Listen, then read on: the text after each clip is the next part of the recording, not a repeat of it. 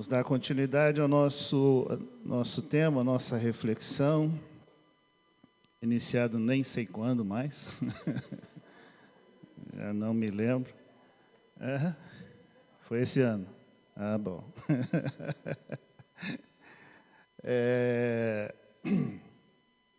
Considerando a comunhão na casa do Senhor,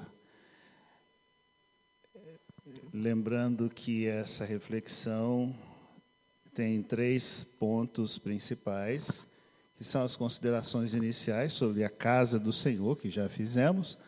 Estamos no segundo ponto principal, iniciado na semana passada, nosso chamado à comunhão cristã. E o último será, não sei quando, fundamentos da comunhão cristã. Nosso texto de base para esse segundo ponto é 1 Coríntios capítulo 1, versículos 4 a 9. 1 Coríntios 1, 4 a 9. Você pode acompanhar a leitura da tela ou abrir a sua Bíblia. O que é interessante para você se familiarizar com a localização do texto na Bíblia que você usa. Sempre dou graças a meu Deus por vocês, por causa da graça que lhes foi dada por Ele em Cristo Jesus. Pois nele vocês foram enriquecidos em tudo, isto é, em toda palavra, em todo conhecimento, porque o testemunho de Cristo foi confirmado entre vocês, de modo que não lhes falta nenhum dom espiritual, enquanto vocês aguardam que o nosso Senhor Jesus Cristo seja revelado. Ele os manterá firmes até o fim, de modo que vocês serão irrepreensíveis no dia do nosso Senhor Jesus Cristo. Fiel é Deus, o qual os chamou à comunhão com seu Filho Jesus Cristo, nosso Senhor. Nosso versículo base para este ponto é esse versículo 9. Deus nos chamou, por sua fidelidade, à comunhão com seu Filho Jesus Cristo. Então, neste segundo ponto, a proposta é considerarmos 4 aspectos do nosso chamado à comunhão cristã. O significado e propósito da comunhão cristã, que iniciamos na semana passada e pretendo concluir hoje. A comunhão cristã como base para a restauração da igreja. A comunhão, as características da comunhão cristã. E a arte de cultivar a comunhão cristã. Nós não criamos a comunidade, nós não criamos a comunhão, assim como nós não criamos a unidade, nós somos chamados para ela, nós somos introduzidos nela, mas temos a responsabilidade de cultivá-la, temos a responsabilidade de preservá-la. Então, falando sobre o significado da comunhão cristã, nós lemos semana passada algumas referências, entre elas o texto de 1 Coríntios 10, 14 a 22, não vou reler, mas nós vimos basicamente que nós devemos entender que a comunhão cristã é um exercício de partilha. Não é apenas estar juntos. A Bíblia fala do estar juntos como algo também abençoador, Salmo 133, mas a comunhão é mais do que estar juntos. É possível estar juntos sem ter comunhão, sem estar em comunhão. É possível estar junto, e mencionamos a experiência da igreja de Corinto, é possível estar junto e piorar a relação ou o relacionamento, como acontecia com aqueles irmãos. Ou seja, sair pior do que chegou. Então, a comunhão é um exercício de partilha, pelo qual nós transmitimos uns aos outros aquilo que nós temos recebido do Senhor, a graça que temos recebido do Senhor, manifestada por meio de Jesus. Nós vimos que o termo grego, koinonia, que é traduzido para o português como comunhão, significa compartilhar o que temos em comum. Mais do que isso, nós vimos que, aqui é o restante do texto de Coríntios, nós vimos que através da comunhão cristã, nós compartilhamos aquilo que temos em comum, mas com o propósito de edificar ou de melhorar uns aos outros. Quer dizer que quando desfrutamos a comunhão, nós somos enriquecidos. Quando desfrutamos a comunhão, nós doamos uns aos outros parte daquilo que temos recebido. Quando desfrutamos a comunhão, nós saímos melhores. Melhorando uns aos outros, contribuindo para edificar e abençoar uns aos outros. E é justamente por isso que não se pode admitir que nada venha contaminar essa nossa convivência. Vimos que a iniciativa da comunhão cristã é divina. Deus tomou a iniciativa e nos introduziu nela. Deus é o principal exemplo de comunhão, Deus é o principal modelo de comunidade. E nós vimos que isso traz para nós a responsabilidade no relacionamento uns com os outros e também no relacionamento com as pessoas que nós queremos alcançar através do nosso testemunho. No relacionamento uns com os outros, a santidade no nosso proceder, e em relação àqueles que queremos alcançar, o nosso testemunho condizente com a fé que professamos. O que requer que estejamos avançando, crescendo, razão pela qual a exortação que recebemos do Evaí, também do Zé e a Ede, tem fundamento. Devemos aproveitar cada oportunidade para crescer, para amadurecer. Devemos aproveitar cada oportunidade para aperfeiçoar a nossa santificação, como Paulo escreve na segunda carta aos Coríntios, se não me engano, capítulo 7, versículo 1. Aperfeiçoar a nossa santificação, aperfeiçoar, desenvolver a nossa salvação, como ele fala também na carta aos Filipenses. Então, nós lemos algumas referências domingo passado e hoje chegamos ao outro aspecto dessa reflexão a respeito do significado e propósito da comunhão. Não só ela é iniciativa divina, como também, por ser de iniciativa divina, por ser procedente de Deus, a comunhão cristã é pura. Uma vez que procede do Senhor, a comunhão cristã é pura. Isso significa que em nossas relações fraternais, em nossas relações na comunidade da fé, na família de Deus, nós devemos prezar pelo bem uns dos outros. Nós devemos prezar pelo bem uns dos outros, cuidar uns dos outros. Ao escrever aos Filipenses, Paulo fala sobre isso. Não tenham em vista cada um aquilo que é do seu interesse somente, mas aquilo que é do interesse dos outros. Aliás, ele nos exorta a considerar os outros superiores a nós mesmos. Exercício que para muita gente é,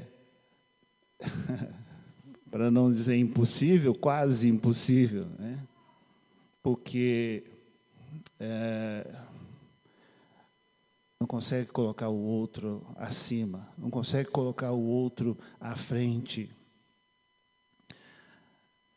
Mas quando entendemos que a comunhão procede do Senhor e por isso ela é pura e as nossas motivações precisam ser puras, ao lermos textos como Tito, capítulo 2, versículo 14, Tito 2, 14, ele se entregou por nós a fim de nos remir de toda maldade e purificar para si mesmo um povo particularmente seu, dedicado à prática de boas obras.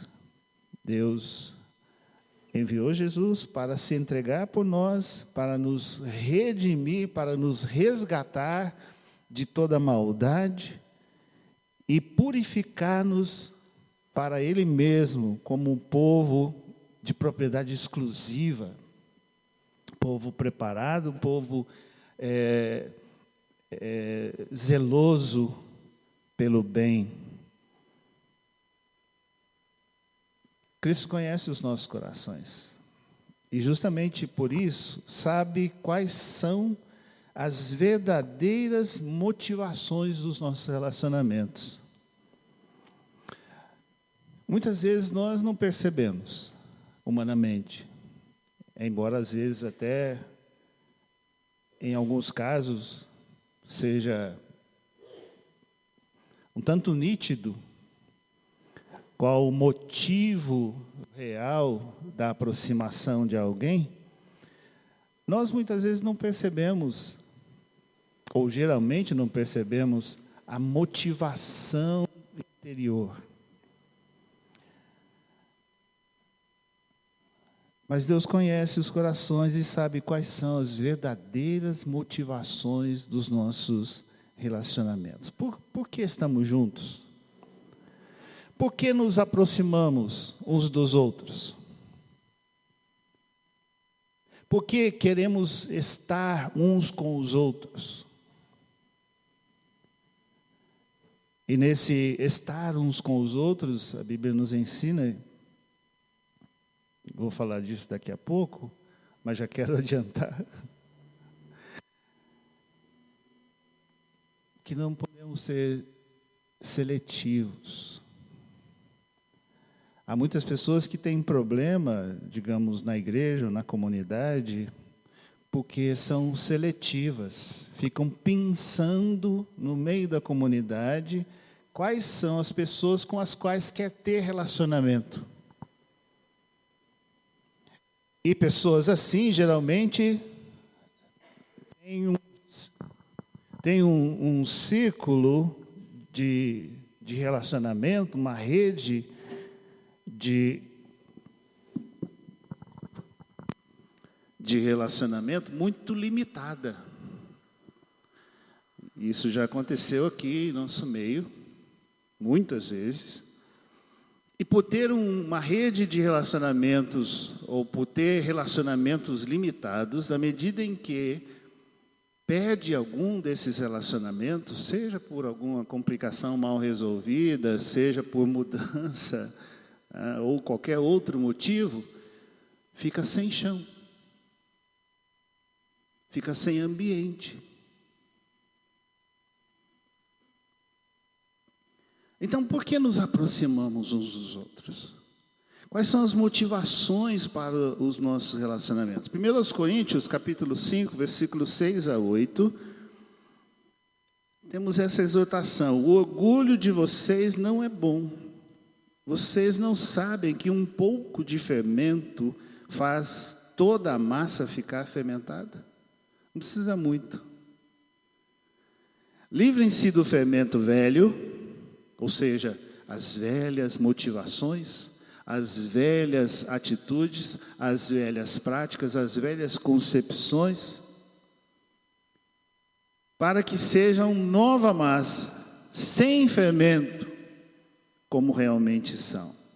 Pois Cristo, nosso Cordeiro Pascal, foi sacrificado. Por isso celebramos a festa, não com o fermento velho, nem com o fermento da maldade, da perversidade, mas com os pães sem fermento, os pães da sinceridade e da verdade. Em vários textos bíblicos nós encontramos a exortação de sinceridade e verdade em nosso coração, em nossa aproximação uns dos outros, em nossa aproximação do Senhor. Então, uma vez que procede do Senhor, a comunhão cristã é pura. E para conservarmos, para preservarmos, para cultivarmos um ambiente de acolhimento e aceitação são fundamentais como atmosfera da igreja. A igreja precisa ser um ambiente dessa forma, dessa natureza, com essa característica, um ambiente de acolhimento, de aceitação. A atmosfera vivenciada na igreja precisa ser assim, porque a comunhão não está presente quando o ambiente é marcado pelo julgamento legalista ou farisaico. Quando ficamos apontando uns para os outros, ou apontando o dedo uns aos outros. Aliás, a Bíblia fala do dedo que ameaça. Alguém se lembra onde que a Bíblia fala do dedo que ameaça? Isso é de graça, tá?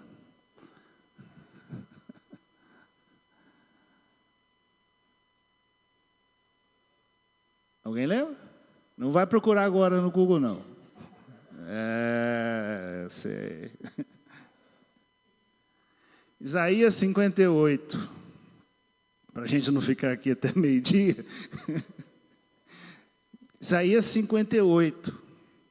Ao falar do jejum que agrada a Deus, ao falar da mortificação, da entrega que agrada a Deus, a crítica ali ao povo de Israel é que eles jejuavam e se queixavam. Por que Deus não atende o nosso jejum? Por que Deus não age em nosso favor, porque estamos jejuando, por causa do nosso jejum?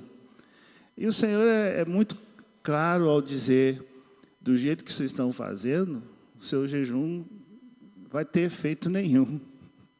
Tá? E entre as coisas que agradam ao Senhor, associadas ao jejum, ou seja, a mudança de atitude, a mudança de prática, está o retirar o dedo que ameaça.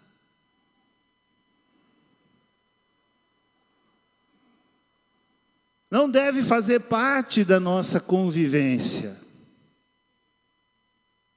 qualquer tipo de julgamento, de ameaça, de retaliação. Isso é farisaísmo, isso é legalismo. Além disso, geralmente aqueles que gostam de ressaltar, de apontar o pecado ou os pecados dos outros, normalmente escondem os seus próprios pecados. Não quer dizer que nós devemos deixar de tratar o pecado, de forma nenhuma. Deixa quieto para ninguém mexer comigo. Não. Mas o que a Bíblia está nos ensinando é que não devemos viver de acusações, ou nos dar a acusações e julgamentos uns aos outros. Hebreus capítulo 12, versículos 1 a 3, tem uma exortação para nós a esse respeito. Portanto, também nós, uma vez que estamos rodeados de tão grande nuvem de testemunhas, e isso se refere aos heróis da fé mencionados no capítulo anterior, livremo-nos de tudo que nos atrapalha e do pecado que nos envolve e corramos com perseverança a corrida que nos é proposta, tendo os olhos fitos em Jesus, autor e consumador da nossa fé. Ele, pela alegria que lhe fora proposta, suportou a cruz, desprezando a vergonha, e assentou-se à direita do trono de Deus. Pensem bem naquele que suportou tal oposição dos pecadores contra si mesmo, para que vocês não se cansem nem desanimem. Uma das coisas que a gente vê com mais frequência acontecer na igreja é pessoas se cansarem e desanimarem. Desanimarem da comunhão, desanimarem da vida, de cultivar a vida devocional, desanimarem do discipulado e por aí vai. para que não nos cansemos nem desanimemos, nós precisamos ter os nossos olhos firmados no Senhor.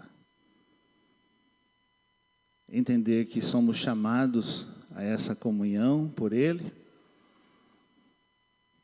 e procedendo dele, a comunhão é pura. O terceiro aspecto a esse respeito do significado e propósito da comunhão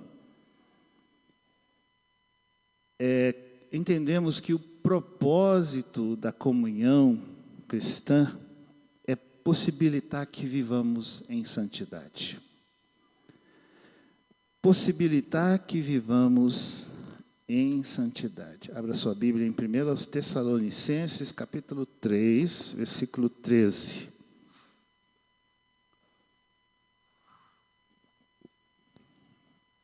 Primeiro aos Tessalonicenses 3:13. Que Ele fortaleça o coração de vocês para serem irrepreensíveis em santidade diante de nosso Deus e Pai, na vinda de nosso Senhor Jesus Cristo com todos os seus santos.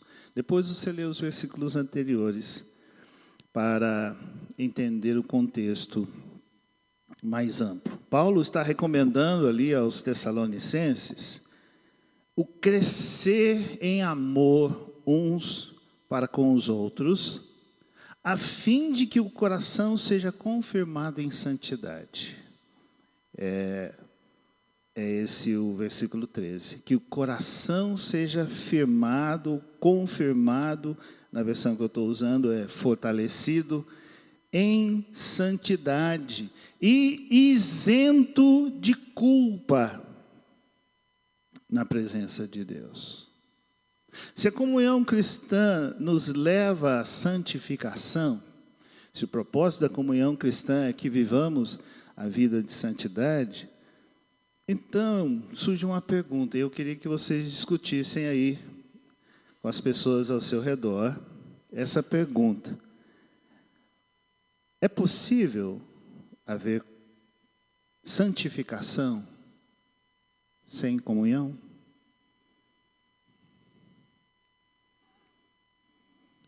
Discutam aí, troca ideia.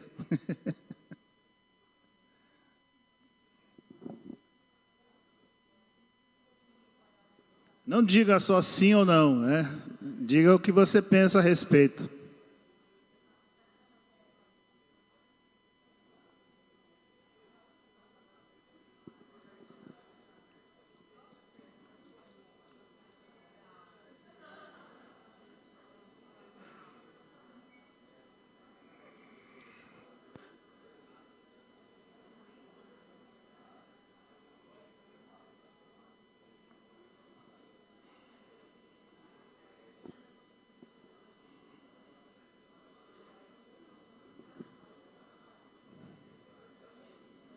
Pronto?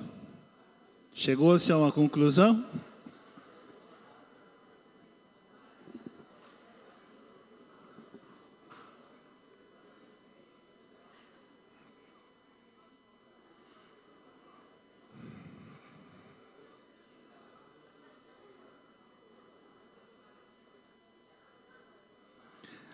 E aí, alguém quer compartilhar a conclusão?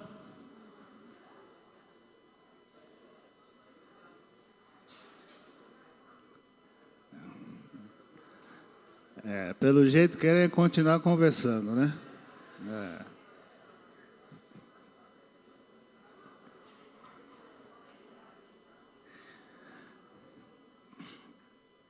Muito bem. E aí? É possível haver comunhão, santificação sem comunhão? Por quê? Opa! O que diz o texto? Você está com ele aberto aí? Tudo bem.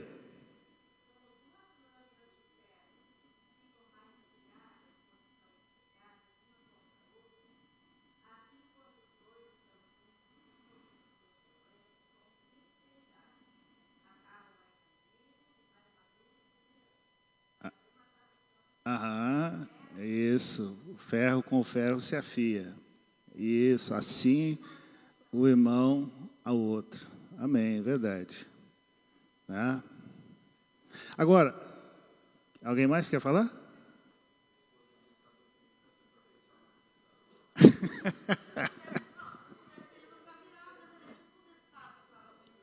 Pois é.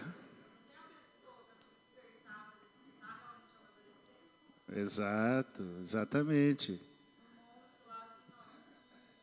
Zen o dia inteiro, né?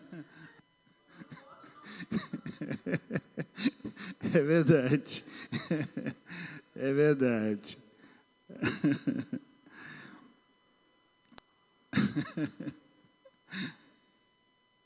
É verdade, é isso mesmo. Além desse salmo que a Ana compartilhou, salmo não, Provérbios, né? Além desse texto em Provérbios que a Ana compartilhou, abra sua Bíblia em Hebreus 12, 14. Hebreus 12, 14.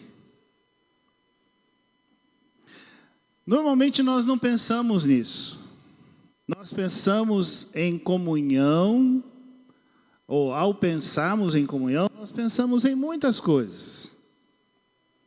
Como é gostoso estar juntos, né? Como nós podemos animar uns aos outros quando estamos juntos, como nós podemos suprir a necessidade uns dos outros ao estarmos juntos, enfim. Mas geralmente não pensamos nesse aspecto, que o propósito da comunhão cristã é possibilitar a vida de santidade, viver a vida em santidade, crescer na santificação. Hebreus capítulo 12, versículo 14, diz: segui a paz com todos e a santificação, sem a qual ninguém verá o Senhor. Conforme está na versão atualizada. Segui a paz com todos e a santificação, sem a qual ninguém verá o Senhor. Quantas vezes você já leu, quantas vezes você já mencionou esse texto, quantas vezes você já ouviu a respeito desse texto? Mas geralmente, mesmo tendo lido, ouvido ou falado a respeito, nós não notamos essa relação, essa progressão. Note que antes do termo santificação, que é o que geralmente enfatizamos nesse texto, sem a santificação ninguém verá o Senhor, geralmente recorremos a esse texto para reforçar ou falar a esse respeito. Sem a santificação ninguém verá o Senhor. É um fato. Sede santos porque eu sou santo. Isso encontramos ao longo de toda a Bíblia. Mas normalmente não fazemos essa relação. Note que antes do termo santificação vem a expressão seguir a paz com todos. O que isso quer dizer?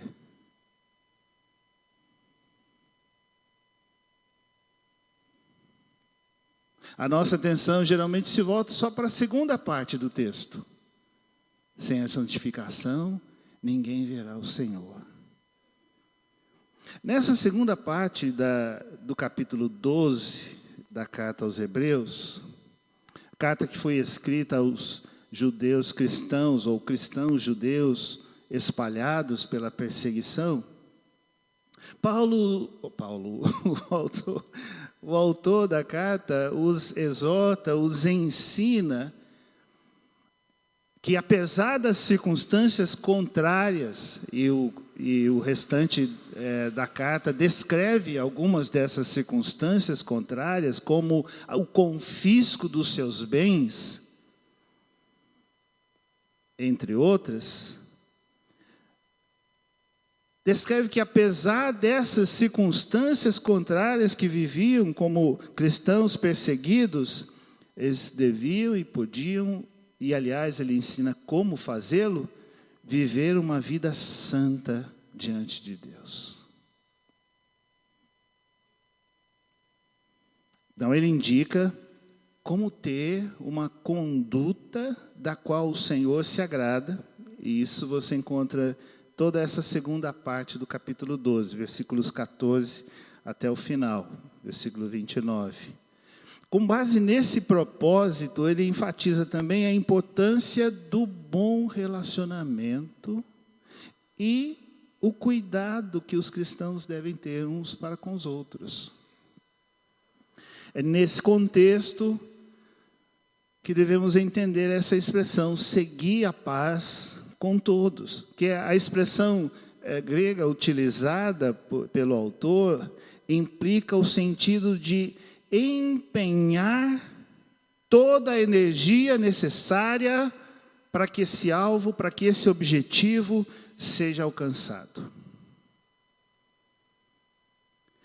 Não é meramente pensar na paz.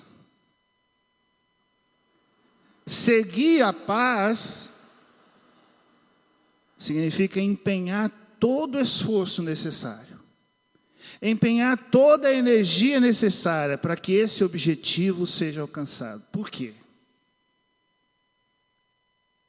Porque é essencial para a santificação.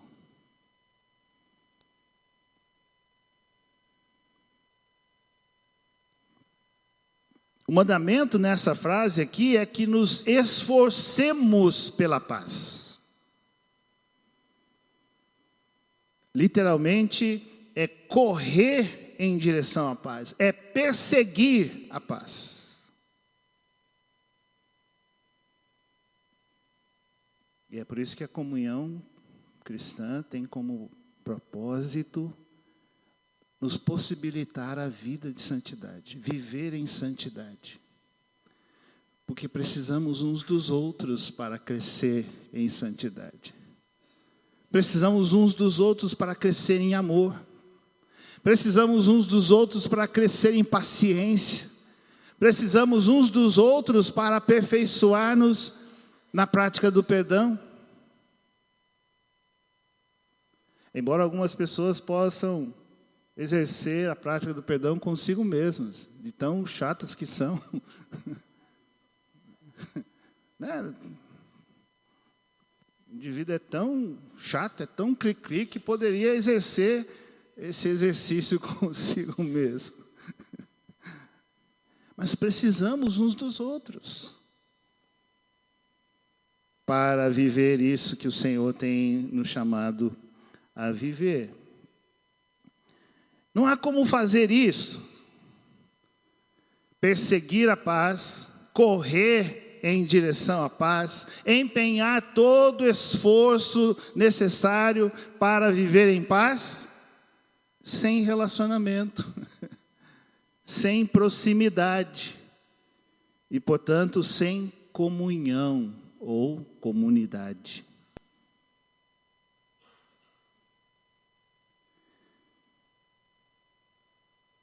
E note que o texto deixa bem claro que não há margem para aquilo que eu mencionei um pouco antes, que é a atitude seletista que muitos têm, ou alguns têm na igreja. Quero ter relacionamento com esse, com esse, com esse. O resto eu nem vejo.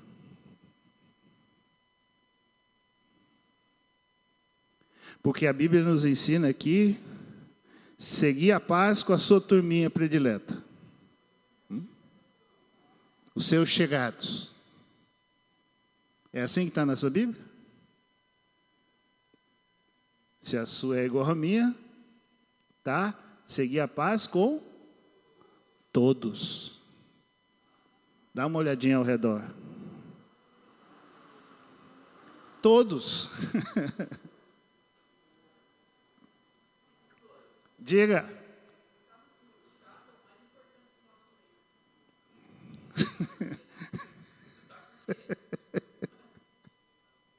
Pode falar.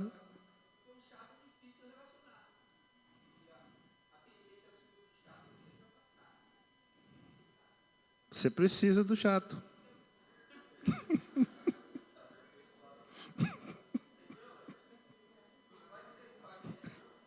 Exato.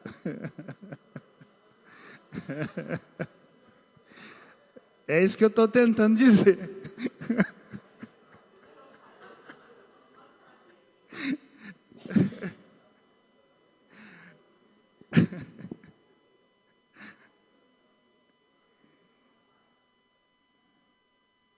Nós precisamos uns dos outros. É óbvio que nós vamos desenvolver alguns relacionamentos mais íntimos, mais próximos. E um grande benefício de vivenciarmos a multiplicação de células ou a mudança de células é ampliar o círculo de pessoas que sejam mais próximas, mais íntimas. Porque os relacionamentos estabelecidos, cultivados na vivência de uma célula, não serão perdidos quando você passar para outra célula, seja por multiplicação ou por algum outro motivo. Então você só ganha, porque você vai fazer novos relacionamentos íntimos, vai aprofundar outros relacionamentos. Tá? Então nós precisamos uns dos outros, porque não há como seguir a paz com todos, que representa a comunhão, a comunidade, que nos possibilita viver a santificação sem a qual ninguém verá o Senhor. Não há como fazer isso sem relacionamento, sem proximidade. A paz que os filhos de Deus possuem gera bons frutos em suas vidas e na comunidade. Além disso, ela produz resultados excelentes quando é, pelos filhos de Deus, compartilhada com outros. Pensa nisso. A paz que nós recebemos, que nós experimentamos da parte do Senhor, gera em nossas vidas e em nosso relacionamento na família da fé bons frutos. Mas não só isso, quando nós compartilhamos essa paz com outros, pensando fora, inclusive, da família da fé, nós vamos experimentar resultados excelentes. Porque, aliás, nós somos chamados para isso. Abra sua Bíblia em Tiago, capítulo 3, versículos 13 a 18. Tiago 3, 13 a 18. Quem é sábio e tem entendimento entre vocês? Que o demonstre por seu bom procedimento, mediante obras praticadas com humildade, que provém da sabedoria. Tiago 3, 13 a 18. Contudo, se vocês abrigam no coração inveja amarga e ambição egoísta, não se gloriem disso, nem neguem a verdade. Esse tipo de sabedoria não vem dos céus, mas é terrena. Não é espiritual, mas é demoníaca. Pois onde há inveja e ambição egoísta, aí há confusão e toda espécie de males. Mas a sabedoria que vem do alto é, antes de tudo, pura, depois pacífica, amável, compreensiva, cheia de misericórdia e de bons frutos, imparcial e sincera. E eu quero enfatizar o último versículo do texto. O fruto da justiça semeia-se em paz para os pacificadores. Às vezes nós vemos pessoas que se gabam do seu conhecimento bíblico, se gabam do seu conhecimento histórico, se gabam do seu conhecimento geográfico, se gabam.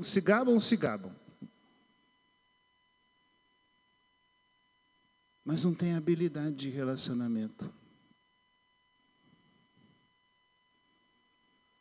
Não são tratáveis. não são ensináveis, não são mansas. Se postam como intelectuais, se postam como portadoras de grande conhecimento, de grande informação, conhecem muita coisa, mas não são tratáveis. Então a pergunta é: de que vale tudo isso? De que vale todo esse conhecimento? De que vale toda essa informação acumulada que sai pelos poros?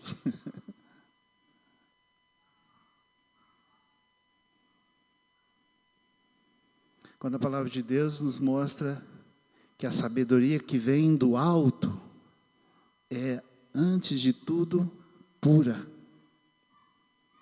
E depois, pacífica. Tratável. Sincera, cheia de bons frutos. E o versículo 18: o fruto da justiça semeia-se em paz para os pacificadores. O que é o fruto da justiça?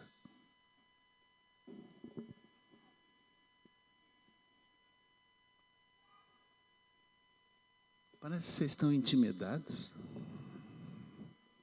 É verdade ou é impressão minha? O que é o fruto da justiça?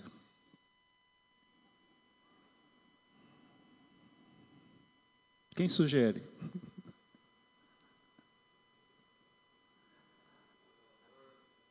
É o amor? É a paz?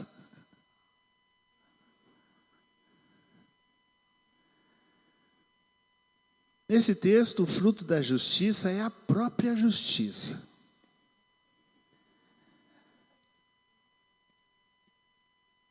E, naturalmente, os resultados que ela vai produzir. Né? Mas o que eu quero chamar a sua atenção aqui é que, note a palavra fruto usada nesse texto para mostrar que a justiça nasce ou surge a partir de uma semente. Fruto nasce ou surge a partir de uma semente. E qual é essa semente? A paz. A paz. A justiça, que é o fruto resultante dessa semente, que é a paz. Fruto é resultado. Primeiro nós plantamos, depois colhemos os frutos. E o próprio fruto já fornece semente para se plantar e multiplicar o mesmo fruto.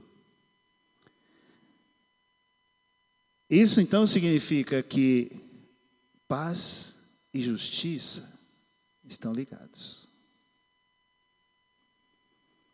O que Tiago está dizendo aqui é que justiça é fruto da semente que os pacificadores plantam.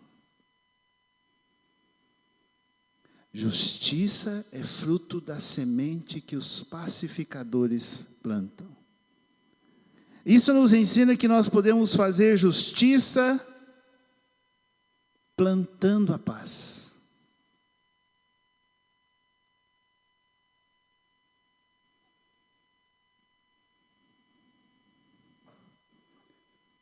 Se você olhar a história de alguns personagens que tiveram um grande impacto em suas sociedades, como Gandhi, por exemplo, você vai notar isso. A sua busca por justiça, a sua busca por igualdade, a sua busca por justiça social foi caracterizada pela paz. não pela violência, não pela manipulação, pagando um preço para isso, né? Então, Tiago está dizendo que podemos fazer justiça plantando a paz. Em outras palavras, aquele que pretende fazer justiça com ira, com raiva, com vingança e outras coisas, está totalmente fora daquilo que a Bíblia ensina. E às vezes nós vemos isso acontecer no meio da igreja. Pessoas que se levantam em ira, pessoas que se levantam em animosidade, a título de fazer justiça ou de buscar justiça. Pois não é essa a forma de Deus. Não é esse o meio de Deus. Porque aqueles que assim agem estão totalmente fora daquilo que a Bíblia ensina. O cristão só precisa plantar a paz e esperar para colher o fruto, que é a justiça. E os pacificadores, que o texto menciona, que somos nós que recebemos a paz que vem de Deus, nós somos os pacificadores. Nós somos chamados para essa função, para esse papel, para essa ação no mundo. Aliás, Jesus falou que bem-aventurados são os pacificadores, porque serão reconhecidos, serão chamados como o quê? Filhos de Deus. Nós somos os pacificadores aos quais Tiago se refere aqui. Por quê? Porque nós recebemos a paz que vem de Deus. Jesus disse isso aos seus discípulos: deixo-vos a paz. A minha paz vos dou. Que é superior, que é diferente do mundo. E se nós temos paz, nós vivemos em paz, desfrutando a comunhão, a comunidade, por causa da nossa confiança no Senhor. Isso significa então que se verdadeiramente você recebeu a paz que vem de Deus, então você tem paz para dar. Porque a pessoa que não transmite paz é porque não recebeu essa paz. Olha o que Jesus disse em Lucas 10, 5 e 6. Lucas 10, 5 e 6. Quando entrarem numa casa, digam primeiro: paz a esta casa. Se houver ali um homem de paz, a paz de vocês repousará sobre ele. Se não, ela voltará para vocês. Você não vai perder nada. Você não vai ficar vazio. Porque o suprimento que você tem recebido é inesgotável. Você recebe a paz para dar a paz.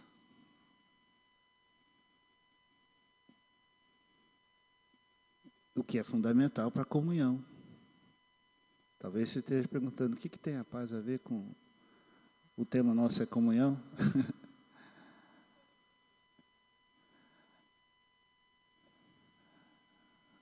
É essencial para a comunhão, né?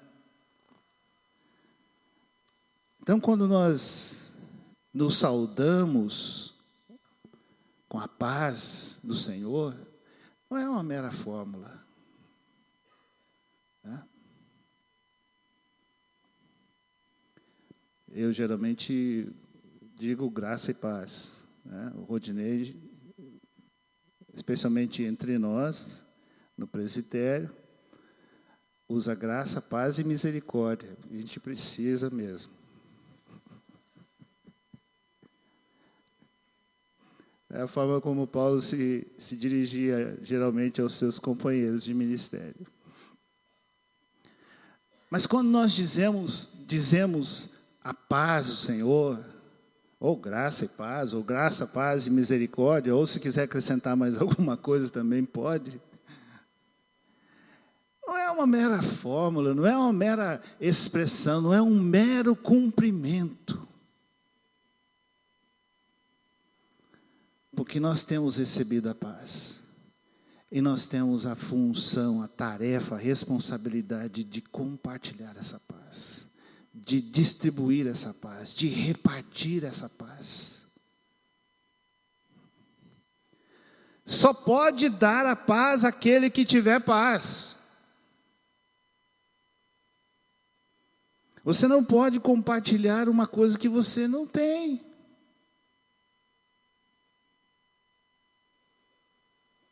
Portanto, a paz que você tem vem de Deus.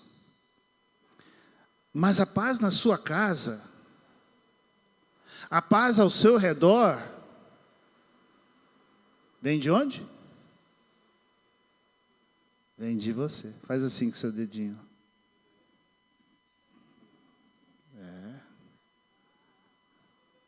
A paz que você tem vem de Deus.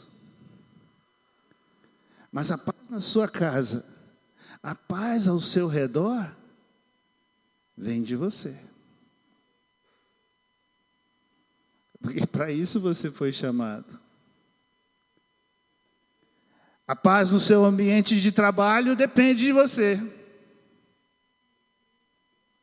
A paz na escola ou mesmo na igreja depende de...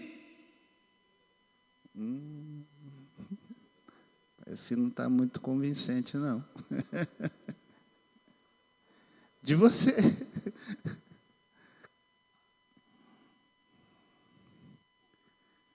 Se você não for de paz, se você não for um pacificador, se não tiver recebido a paz que vem de Deus, então não haverá paz em você e muito menos ao seu redor.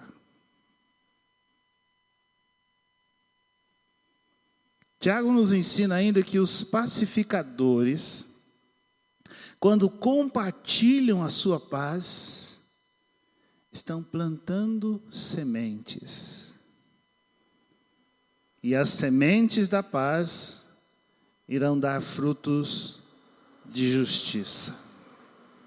Amém?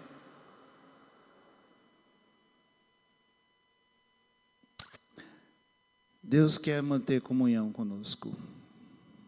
E através da leitura da Bíblia, da sua palavra, compartilhar conosco as suas promessas.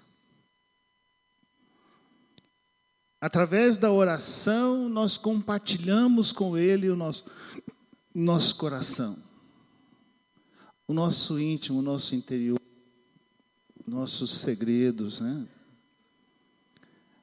Aliás, somos auxiliados nisso pelo próprio Espírito Santo, que se expressa diante de Deus com gemidos que não entendemos. Através da oração nós nos expressamos ao Senhor, mas é através da sua palavra que Ele compartilha conosco as suas promessas. A comunhão com os irmãos na igreja, no corpo de Cristo, não é vivenciada apenas nos momentos felizes, nos momentos de tranquilidade, mas também nos momentos difíceis. Não importa qual seja o momento da sua vida, sendo seus irmãos, nós queremos compartilhar com você todos os seus momentos. Mas o engano do inimigo a sutileza do engano do inimigo faz com que pessoas que enfrentam uma dificuldade, enfrentam um desapontamento, enfrentam uma contrariedade, se isolem, se afastem da comunhão. Não percebem que esse é o jogo do inimigo. Porque isolado, afastado, você é enfraquecido. Você é neutralizado. Você é abatido.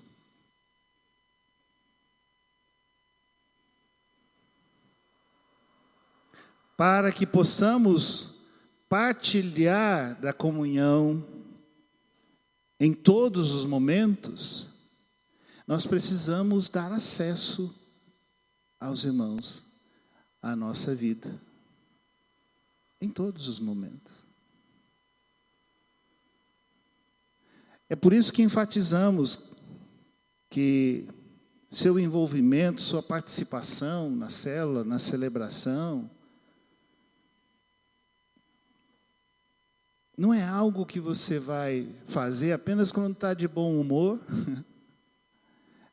Não é algo que você vai vivenciar apenas quando está com bastante disposição.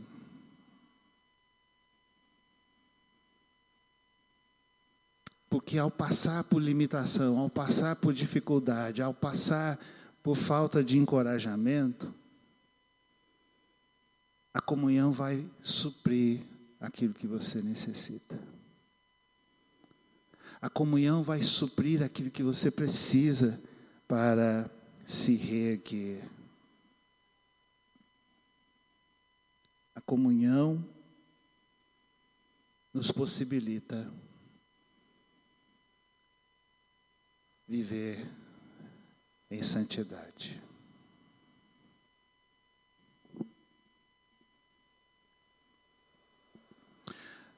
Então nós vimos desde domingo passado que a igreja não pode caminhar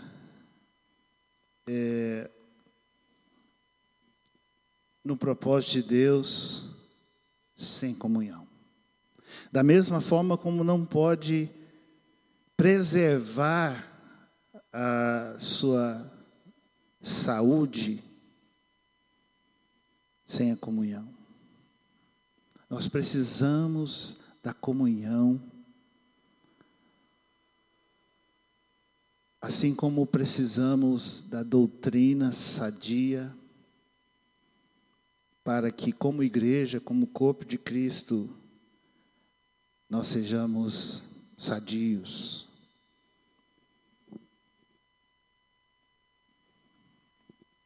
Nós vimos que a comunhão cristã é o exercício de partilha, onde transmitimos, compartilhamos uns com os outros aquilo que temos em comum recebido do Senhor.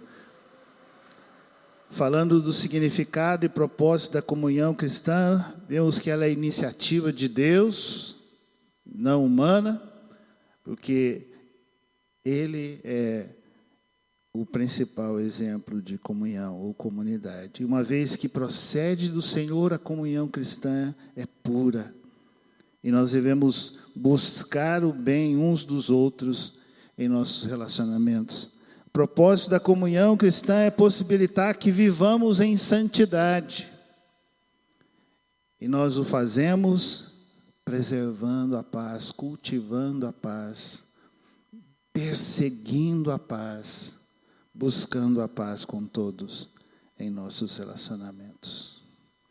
Amém? Esteja atento às oportunidades de fazer diferença